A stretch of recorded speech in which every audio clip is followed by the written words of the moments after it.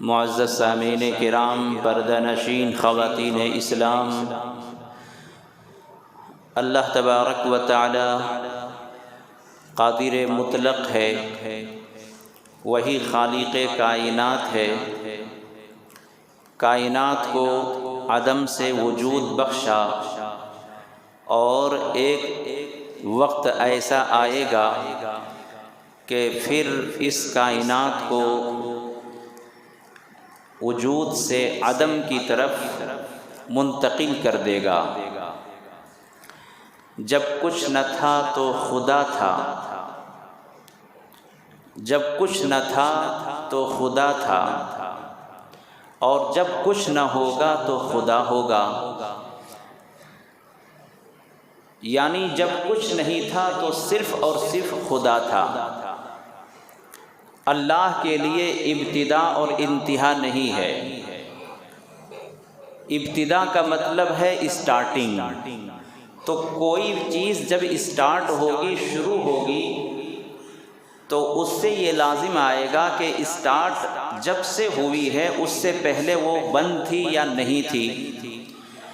تو اگر کسی چیز کے لیے آپ ابتدا اور انتہا، اینڈ، اسٹارٹ اور اینڈ، اگر یہ آپ نے طے کر لیا تو اس کا مطلب یہ ہوگا کہ ایک وقت کے بعد وہ شروع ہوا اور ایک وقت کے بعد وہ ختم ہو گیا۔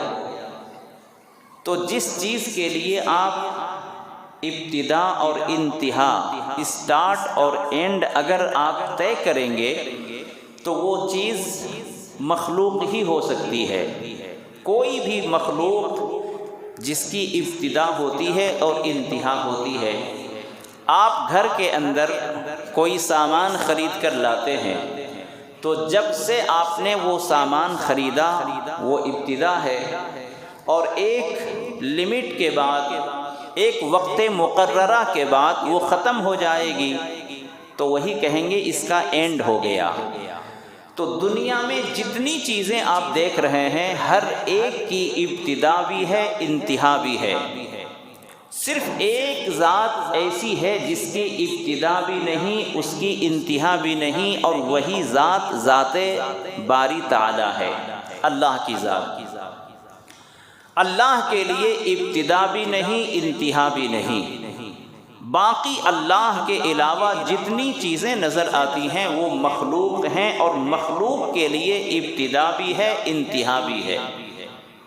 یہ اگر آپ کو سمجھ میں آ گیا تو بہت اہم بات ہمارے دماغ میں آ گئی۔ کوئی انجینئر ہو، کوئی بلڈنگ اس نے بنائی، کوئی برج اس نے بنائی، دنیا کی سب سے لمبی اور بلند ترین عمارت دبئی کی برج خلیفہ ہے، اس کی بھی لمٹ ہے، لائف ٹائم نہیں ہے۔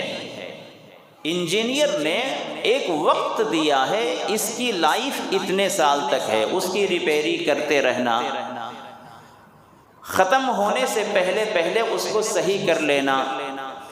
تو یہ کیا ہے؟ کسی چیز کی ابتدا ہوتی ہے اور اس کی ایک لمٹ ہوتی ہے۔ اللہ کے لیے کوئی لمٹ نہیں۔ اللہ کو کیا کہا جائے گا؟ اللہ لم یزل ولا یزال، اللہ ازل سے ہے اور ابد تک رہے گا۔ اللہ ازل سے ہے، ازل کا مطلب جس کی کوئی اسٹارٹنگ نہیں ہے، کوئی اسٹارٹنگ نہیں ہے، کوئی ابتدا نہیں ہے، اور ابد تک رہے گا جس کی کوئی انتہا نہیں ہے۔ لہذا ایک اسٹارٹنگ کا جو سرا ہے اس کو بھی آپ طے نہیں کر سکتے، چونکہ اس کی کوئی اسٹارٹنگ کا سرا ہے ہی نہیں، اور ابد تک ہے۔ ابد تک کا مطلب ہے کہ لمٹ آپ اس کو طے نہیں کر سکتے۔ تو اللہ کے لیے ازل ہے اور ابد ہے۔ اللہ شروع سے ہے اور اخیر تک رہے گا، انتہا تک رہے گا۔ مخلوق کے لیے ابتدا ہے، انتہا ہے، اور خالق کے لیے ازل ہے اور ابد ہے۔ یہ بہت اہم مفہوم ہے خالق و مخلوق کو سمجھنے کے لیے۔ دنیا میں جتنی چیزیں ہیں وہ مخلوق ہیں اور اللہ خالق ہے، اور خالق کا مطلب یہ ہوتا ہے کہ جو چیز عدم میں تھی اس کو وجود بخشا۔ کوئی بھی چیز دنیا میں دیکھا دیکھی تیار کرتے ہیں، کوئی سیمپل، کوئی نمونہ دیکھا اور اس کو تیار کر لیا۔ اللہ کے لیے کوئی سیمپل کی ضرورت نہیں، کوئی کسی نمونے کی ضرورت نہیں ہے۔ جب اس کائنات کو وجود بخشا ہے، اس کائنات کو پیدا کیا ہے، تو اس کا کیا نقشہ رہا ہوگا؟ کوئی نقشہ نہیں۔ آپ ایک بلڈنگ بناتے ہیں تو اس کو کسی نہ کسی انجینئر سے پلان تیار کراتے ہیں، نقشہ تیار کرواتے ہیں، یا کوئی اور بلڈنگ دیکھ کر آپ اس نقشے کو بناتے ہیں۔ اللہ کے لیے کسی سیمپل کی ضرورت نہیں، اس لیے کہ کائنات ایک ہی ہے۔ تو اللہ تبارک و تعالی خالق کائنات ہے، وہی رزاق ہے، اور اللہ کی طاقت اور قدرت کا اندازہ ہم چھوٹے انسان، چھوٹی عقل رکھنے والے انسان نہیں کر سکتے۔ انسانوں نے جو چیزیں بنائی ہیں، مخلوق نے جو مشینیں تیار کی ہیں، ان مشینوں کو دیکھ کر بھی ہمیں اندازہ نہیں ہوتا کہ یہ اتنی بڑی مشین ہے۔ آپ ایک ایک چیز کو دیکھیں گے تو آپ کو یقین نہیں آئے گا اس میں اتنی طاقت ہوگی۔ تو انسانوں کی بنائی ہوئی مشینوں کی طاقت کا ہمیں اندازہ نہیں ہے۔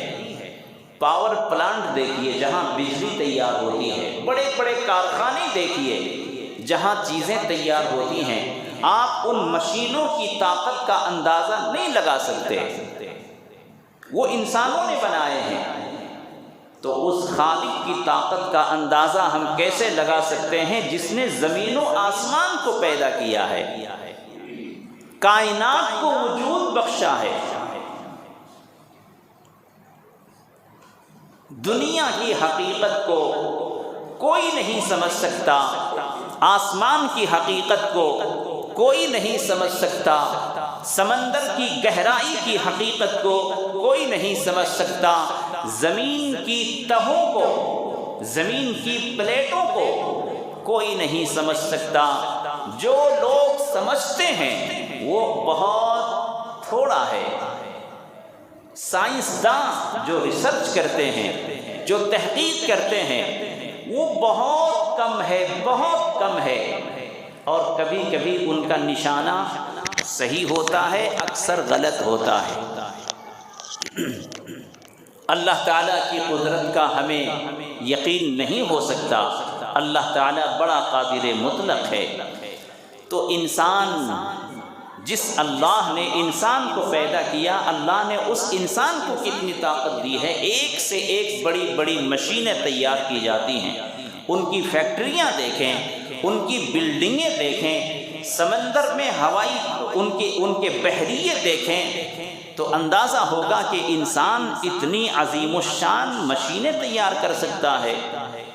ان کی ایجادات کو دیکھ کر انسان حیرت زدہ رہتا ہے۔ عجیب عجیب چیزیں دنیا میں تیار ہو رہی ہیں، بس روح نہیں ہے انسان کے اندر، مشینوں کے اندر، باقی ساری چیزیں وہ بنا چکے ہیں۔ روبوٹ کے اندر ساری صفتیں انہوں نے ڈال دی ہیں۔ ابھی بہت جلد دنیا میں روبوٹ لائر آنے والا ہے، جو عدالتوں میں، کورٹ کچہریوں میں انسان لائر نہیں ہوں گے، روبوٹ لائر ہوں گے۔ وہ انسانوں کی لڑائی جھگڑے مقدمات کی سنوائی کریں گے، بحثیں کریں گے۔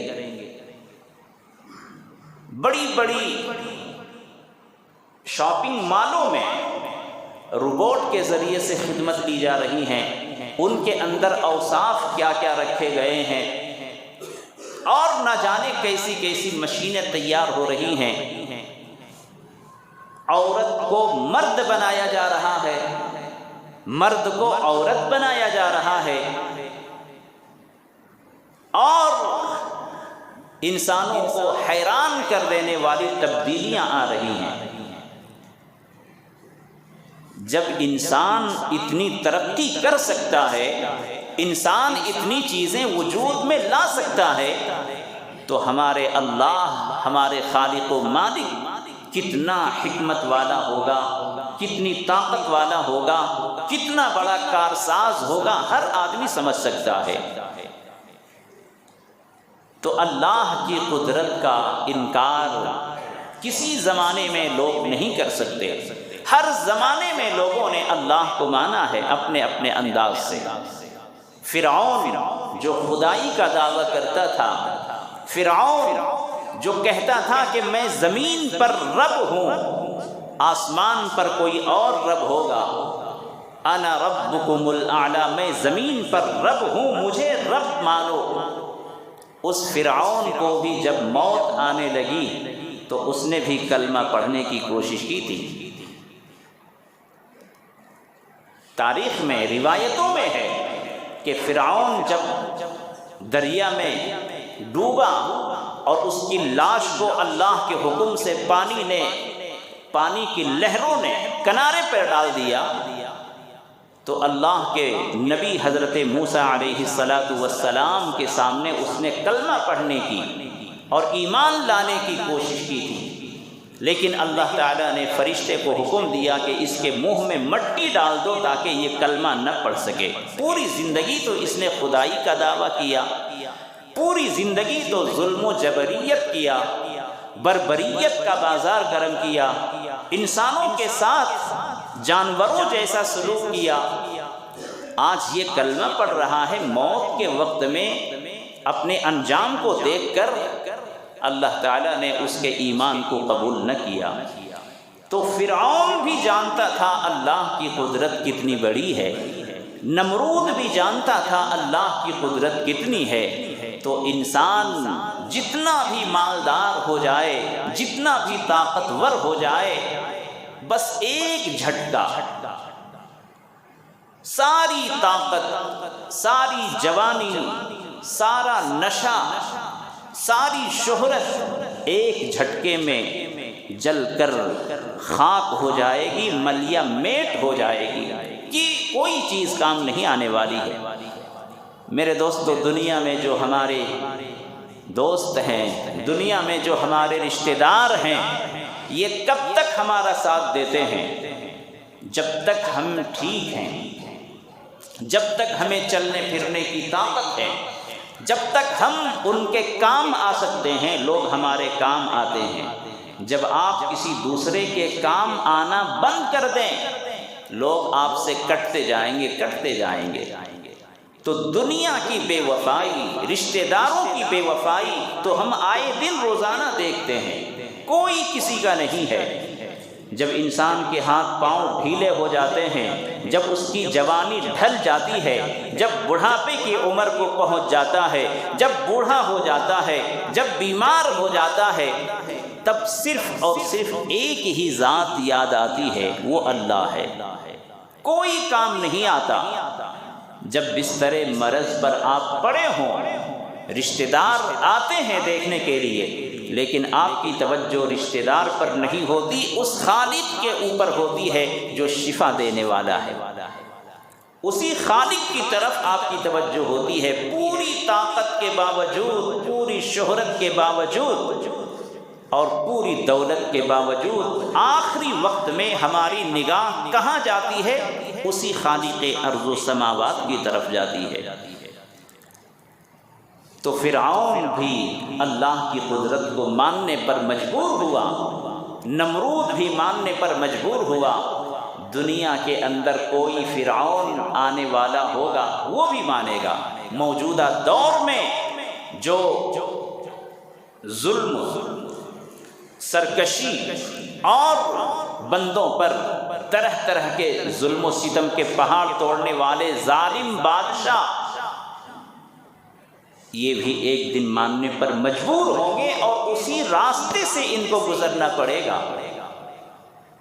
یہ نہیں ہو سکتا کہ اللہ تعالیٰ ایک ظالم کے ساتھ دوسرا سلوک کرے اور کسی دوسرے ظالم کے ساتھ دوسرا سلوک کرے۔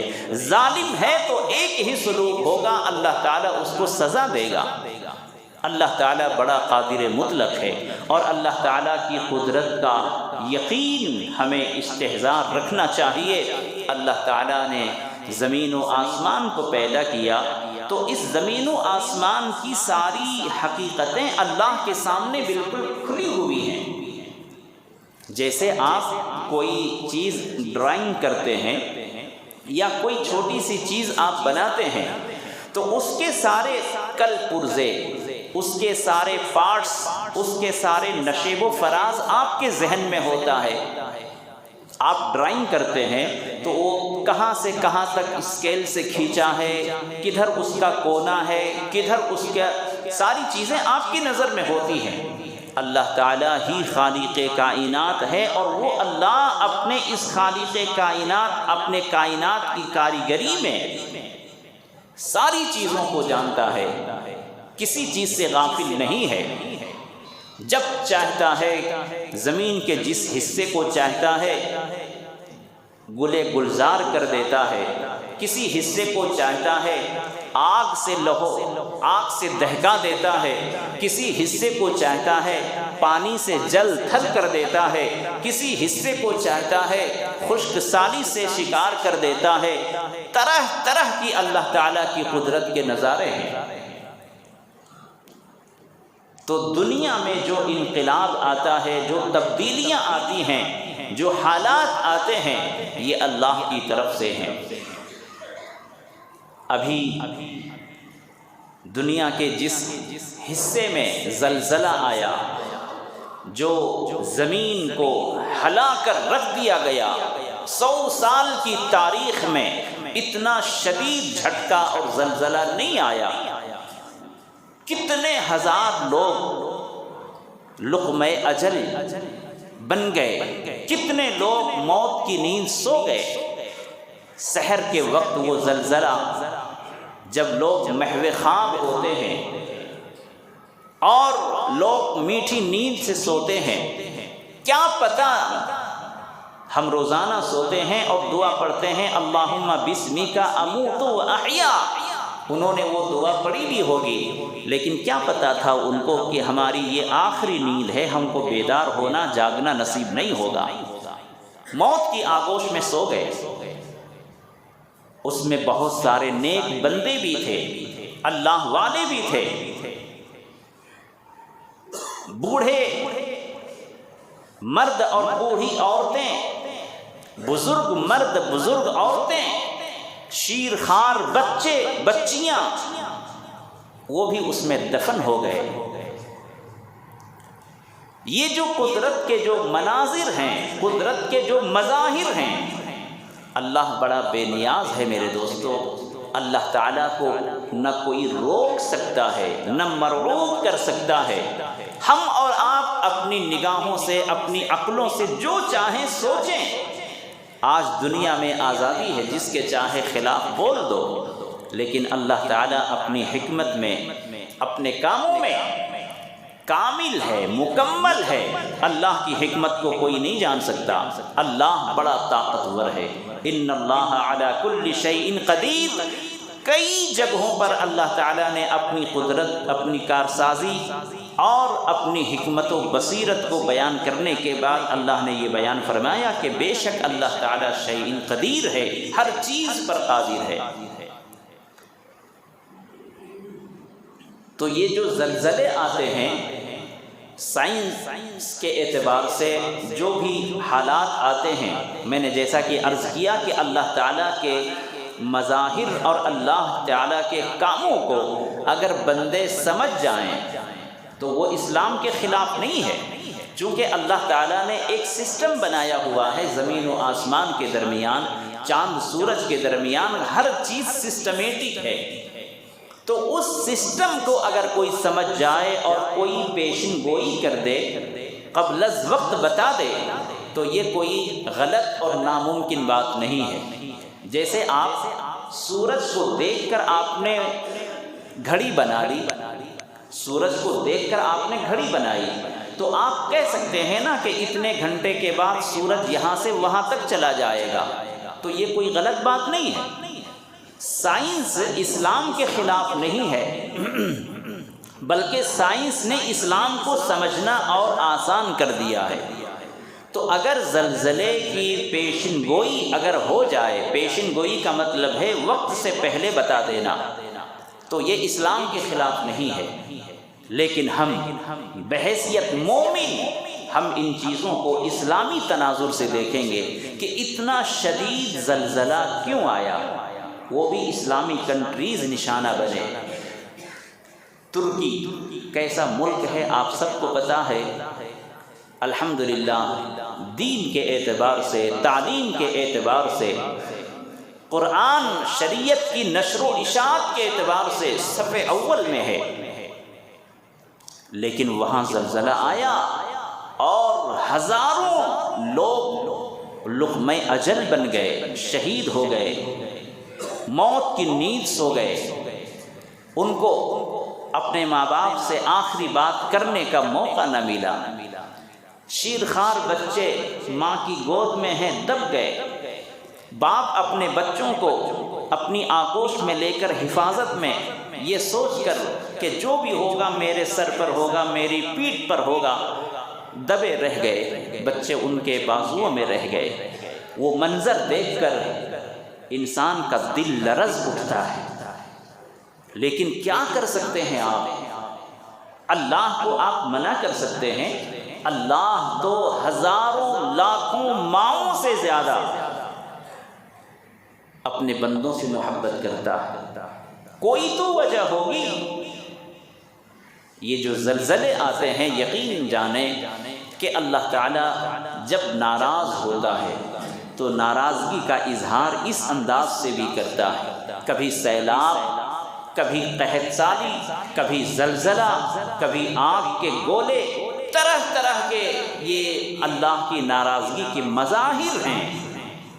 لیکن اللہ تعالیٰ کی طرف سے جب مصیبت آتی ہے تو لوگوں کو جگانا بھی ہوتا ہے، تبدیلی لانا بھی ہوتا ہے، اچھے اور کھرے اور کم نکموں اور غلط قسم کے لوگوں کو پہچاننا بھی ہوتا ہے۔ اللہ کی طرف سے اگر کوئی حالت آئی، اللہ کی طرف سے کوئی مصیبت آئی تو وہاں بندوں کی پہچان ہوتی ہے کہ کون مومن ہے، کون کافر ہے، کون اللہ کا صابر ہے، کون شاکر ہے، کون اللہ تعالیٰ کا باغی ہے۔ ان چیزوں کی پہچان بھی ہوتی ہے۔ تو اللہ تبارک و تعالیٰ نے قیامت سے پہلے، قیامت میں جو زلزلے آئیں گے، ان زلزلۃ الساعۃ شیء عظیم، جو قرآن کریم میں اللہ نے قیامت کی جو جھٹکے اور قیامت کے جو منظر کو بیان کیا ہے، ان چیزوں کو سمجھنا ہمارے لیے آسان ہو گیا۔ اگر ہم صرف یہ کہتے زمین ہلا دی جائے گی، پہاڑ ٹوٹ پھوٹ کر ریزہ ریزہ ہو جائیں گے، ہر آدمی نفسی نفسی کے عالم میں ہوگا، تو آپ یہ کہتے کہ حضرت ایسا ہو سکتا ہے کیا؟ اللہ نے دکھا دیا کہ اے بندے دیکھ لے اپنی آنکھوں سے، میری قدرت کا نظارہ کر لو، اور قیامت کے دن زلزلہ اس سے بہت بڑا آئے گا۔ قیامت کی جو علامتیں ہیں، یہ علامتیں بھی ہمیں نظر آ رہی ہیں۔ تو ایسے وقت میں ہمیں کیا کرنا ہے؟ اللہ تعالیٰ کی طرف رجوع کرنا ہے، اللہ تعالیٰ سے ہمیں قریب ہونا ہے، توبہ استغفار کر کے اپنے گناہوں کو چھوڑ کر اللہ کے نیک بندوں میں شامل ہونا ہے۔ زلزلے کو اگر روکنا ہو تو ان زلزلوں کو روکنے کے لیے کوئی دیوار کی ضرورت نہیں ہے، کسی ایٹم بم کی ضرورت نہیں ہے، توبہ استغفار کی ضرورت ہے۔ اور جس طریقے سے ان حصوں میں زلزلہ آیا ہے اس کی پیشن گوئی دوسرے ممالک میں بھی کی گئی ہے۔ تو ہم بحیثیت مومن، بحیثیت مسلمان، اللہ تعالیٰ نے جو مصیبت اور جو حالات بھیجے ہیں، ہمیں ان حالات کا سامنا کرنا پڑے تو ہم اللہ تعالیٰ کے سرنڈر ہو جائیں، اللہ سے توبہ کر لیں، اللہ کی طرف رجوع کر لیں، اپنے آپ کو اللہ کے حوالے کریں، یہی ایک اس کا راستہ ہے، اور اللہ تعالیٰ سے محبت ہی ان مصیبتوں کو روکنے کا ذریعہ ہے۔ اللہ سے دور ہو کر کوئی اللہ کی گرفتاری سے، اللہ کے عذاب سے نہیں بچ سکتا۔ میرے دوستو، اگر کوئی آپ کو مار رہا ہو، کسی کے ہاتھ میں لکڑی ہے وہ آپ کو مار رہا ہے، یا پتھر ہے وہ آپ کو پھینک کر مار رہا ہے، تو آپ جتنا دور بھاگیں گے اتنی زور سے چوٹ لگے گی۔ آپ کو کیا کرنا ہے؟ جو مار رہا ہے اس کے قریب آ جاؤ، جو آپ کو مار رہا ہے، جو آپ کو پتھر اٹھایا ہے مارنے کے لیے، لاٹھی پکڑی ہے مارنے کے لیے، آپ اس سے بالکل قریب ہو جاؤ، مار نہیں لگے گی۔ یہی حال ہے ہمارا، اللہ کا غصہ بڑھ رہا ہے اور ہم اللہ سے دور بھاگ رہے ہیں۔ اللہ سے قریب ہو جاؤ تاکہ مار سے بچ جاؤ۔ اللہ سے قریب ہونے کا مطلب کیا ہے؟ اللہ کے دین پر مضبوطی سے قائم ہو جاؤ، اللہ کے دین پر قائم ہو جاؤ، اللہ کے احکام پر عمل کرنے والے بن جاؤ، حلال و حرام کی تمیز کرنے والے بن جاؤ، سنت کی پیروی کرنے والے بن جاؤ، دین کے اعتبار سے بیدار ہو جاؤ، اپنی نسلوں کے ایمان کی حفاظت کے لیے تیار ہو جاؤ۔ یہی ہے اللہ سے قریب ہونے کا مطلب۔ تو اس لیے میرے دوستو، یہ جو زلزلے ہیں، یہ جو قحط سالی ہے، یہ جو بے برکتی ہے، یہ اولاد کا نافرمان ہونا ہے، یہ بیویوں کا نافرمان ہونا ہے، یہ لاکھ کمائی کے باوجود بے برکتی کا آنا ہے، طرح طرح کی اچانک بیماریوں کا سن لینا اور بیماریوں کا لاحق ہو جانا، یہ سب اللہ کی طرف سے پکڑ ہے، اللہ کی طرف سے بطش ہے۔ ان ربک لشدید، اللہ تبارک و تعالی بہت سخت پکڑ فرماتا ہے۔ تو اس لیے اللہ تعالیٰ کے دین پر مضبوطی سے قائم ہو جائیں، اللہ تعالیٰ کے احکام پر عمل کرنے والے بن جائیں۔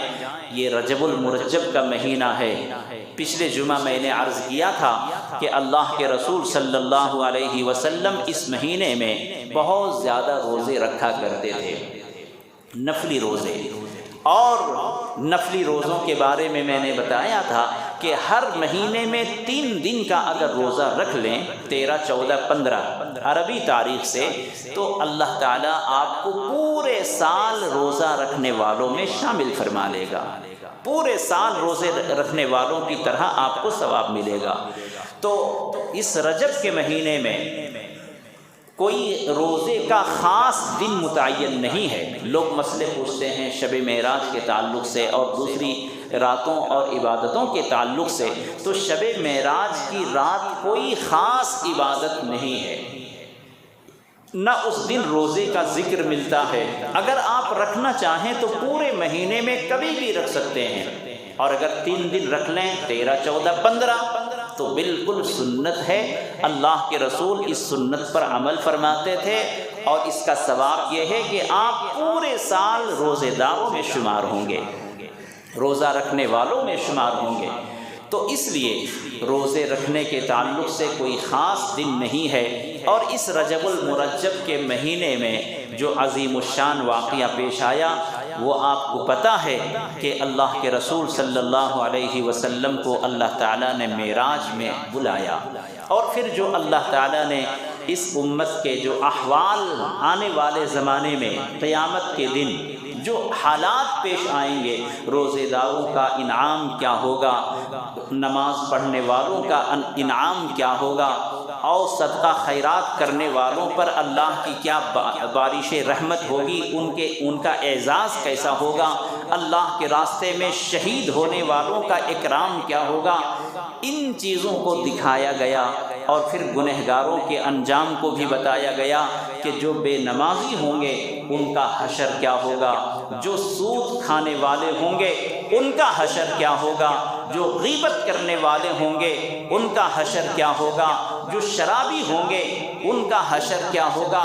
یعنی نیکوں اور بدوں دونوں کے انجام کو اللہ کے رسول صلی اللہ علیہ وسلم نے دیکھا، اور وہی چیزیں حدیث پاک میں بیان کی گئی۔ تو اگر اللہ کے رسول صلی اللہ علیہ وسلم کے معراج کا خلاصہ اگر ہم کو جاننا ہو کہ معراج میں آپ کیوں تشریف لے گئے تھے، لِنُرِيَهُ مِنْ آیاتنا، اللہ تعالیٰ نے قرآن کریم کے اندر بیان فرما دیا ہے کہ تاکہ ہم لِنُرِيَهُ مِنْ آیاتنا کہ وہ ہماری نشانیوں کو دیکھ سکیں، میرے بندوں کے ساتھ جو حالات جو معاملے پیش کیے جائیں گے ان حالات کو وہ دیکھ سکیں۔ اللہ کے رسول صلی اللہ علیہ وسلم نے امت کے سامنے ساری چیزیں بیان کر دی ہیں۔ اب ہم صرف معراج کے واقعے کو سبحان اللہ ماشاء اللہ کہہ کر اگر سننے کا صرف عادی ہو گئے، باقی معراج میں جو احکام دیے گئے، جو ہمیں تحفہ دیا گیا، اگر ان چیزوں کا ہم نے انکار کر دیا، ان کی قدر نہیں کی، تو میرے دوستو ہم سے زیادہ بغاوت کرنے والا، ہم سے زیادہ گستاخی کرنے والا کوئی اور نہیں ہو سکتا۔ پچھلے جمعہ میں نے مثال دے کر بتایا کہ اللہ کے رسول صلی اللہ علیہ وسلم کو اللہ تعالیٰ نے معراج میں کیا تحفہ عطا فرمایا۔ کیا تحفہ؟ نمازیں، وہ بھی نمازیں پہلے 50 وقت کی تھیں۔ حضرت موسیٰ علیہ السلام سے ملاقات ہوتی گئی اور نماز اللہ کی بارگاہ میں جا کر عرض کرنے سے کم ہوتی گئی، 5 بچی ہیں۔ پھر بھی دیکھیے اللہ کا انعام، اللہ کے رسول صلی اللہ علیہ وسلم سوچنے لگے کہ اگر میری امت 50 وقت کی نماز پڑھتی تو زیادہ نیکی ملتی، اب تو 5 وقت کی نماز رہ گئی تو ثواب کم ہوگا۔ اللہ تعالیٰ نے فرمایا اے میرے محبوب، جو بندہ اور جو آپ کی امت 5 وقت کی نماز پڑھے گی ہم اسے 50 وقت کی نمازوں کا ثواب دیں گے۔ تو اللہ تعالیٰ ثواب میں کچھ کمی نہیں فرمایا۔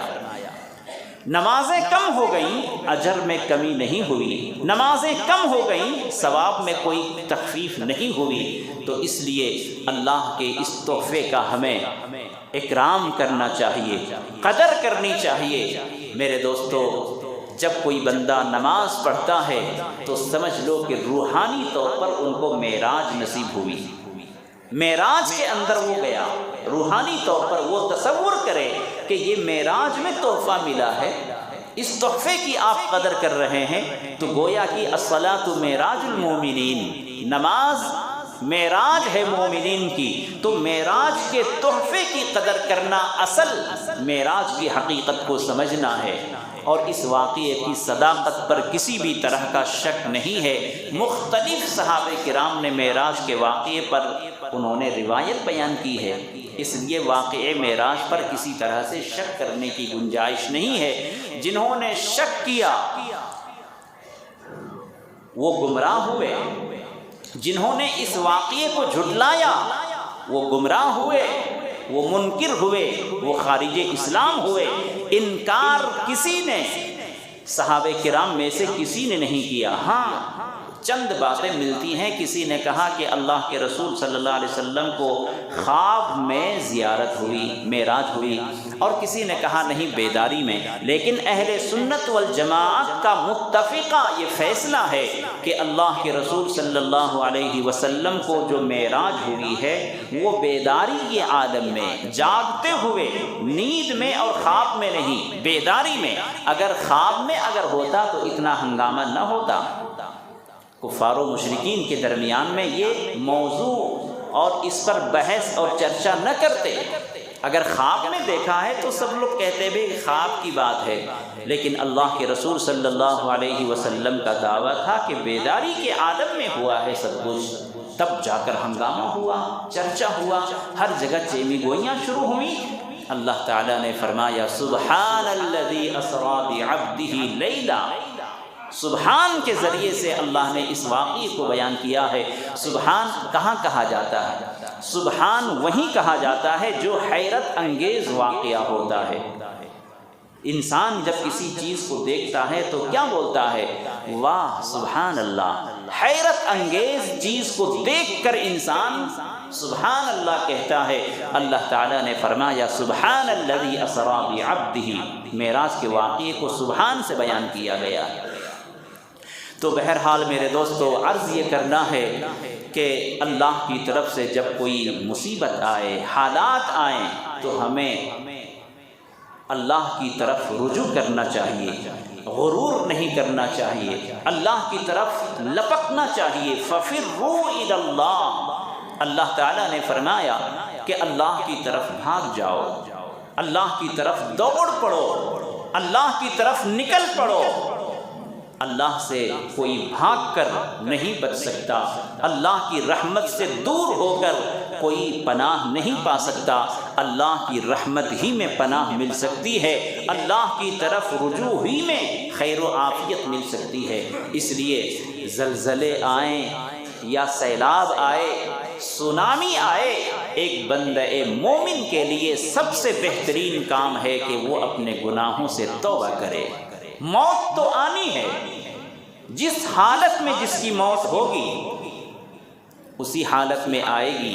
جب ماں کے پیٹ میں بچہ ہوتا ہے اس سے پہلے یہ ساری چیزیں لکھ دی جاتی ہیں، تو اس لیے موت سے پہلے ہمیں طے کر لینا چاہیے کہ اے اللہ جس حالت میں تو نے موت لکھی ہوگی اسی حالت میں آئے گی، بس ہم دعا کرتے ہیں اے اللہ ایمان والی موت دے دے، خاتمہ بالخیر دے دے۔